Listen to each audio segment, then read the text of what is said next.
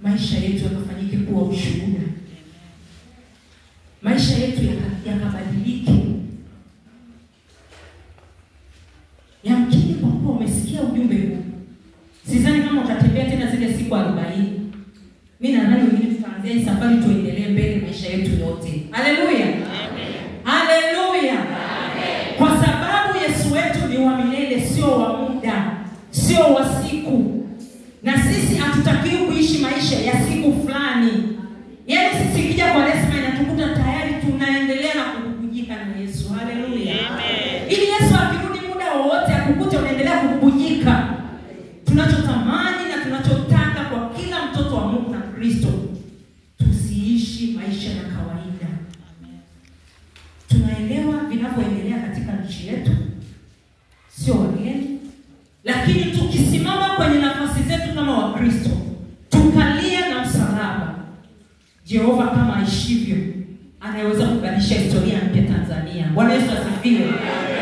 Lakini tusimame katika ile kweli na tumwambie, kwa sababu ulikufa msalabani kwa ajili yetu, tunaomba utuongoze katika safari tunayoendelea mbele yetu.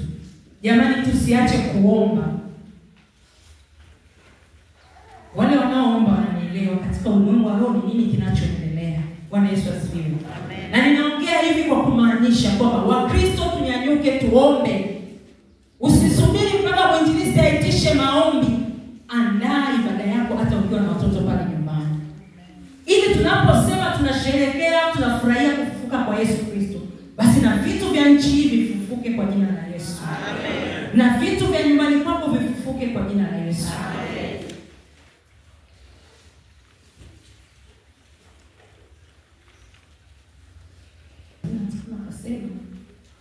Nao waliwapa habari ya mambo yale ya njiani kwa jinsi walivyotambulikana nao katika kumega mkate. Kwao walienda sasa wanaanza kusimulia habari, kusimulia story. Kama sisi tunaweza kutoka hapa tunaelekea nyumbani, tukiwa kwa njiani tunaweza kuelezana story. Leo ibada ilikuwaje? Yesu amefufuka. Ulizwa amefufukaje? Bwana Yesu asifiwe. Amen. Kwa Mungu atusaidie sana tunapoenenda na tunapofanya katika maisha yetu. Lakini inawezekana umepita kwenye nyakati ngumu. Hata unaposema Yesu amefufuka, wewe wako haipo. Yaani unaona tu kama vile wanaigiza. Lakini nasema hivi, amefufuka. Hayupo tena kaburini. Wale wanawake kadhaa walienda wakashuhudia. Kwa hiyo isikupe nafasi ya kukata tamaa. Kwamba mbona maisha yangu sioni? Bali kupe nafasi ya kutengeneza mahusiano yako na Mungu, ili Mungu asimame.